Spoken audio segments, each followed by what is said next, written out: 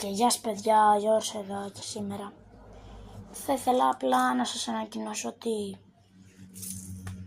ότι πως ο Ολυμπιακός είναι στη μεγαλύτερη δονάρωστη στη διοργάνωση στο Champions League και θέλω να μου γράψετε στα σχόλια γιατί έχει πολύ δύσκολους αντιπάλους όπως Μπαρτσελώνα, Ρεάλ και άλλες μεγάλες ομάδες.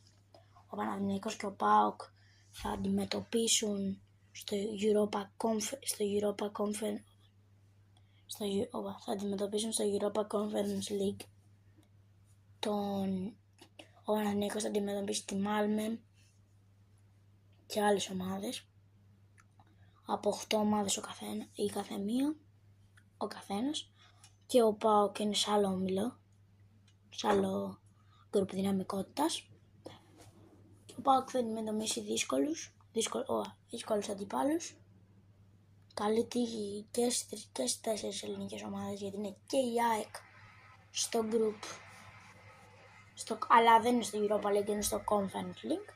Καλή επιτυχία σε όλες τις ομάδες και γράψτε μου στα σχόλια τι ομάδα είστε και αν πιστεύετε ότι θέλω να μου πείτε αν ο Ολυμπιακός μπορεί να κατακτήσει το Champions League και ποιος θα κατακτήσει.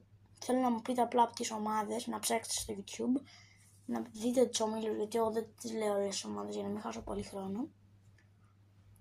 Και θέλω να μου πείτε ποιος πιστεύετε θα πάρει το κάθε πρωτάθλημα. Το Champions League ποιος θα το πάρει, το Europa League ποιος θα το πάρει και το Conference League ποιος θα το πάρει. Αυτό παιδιά.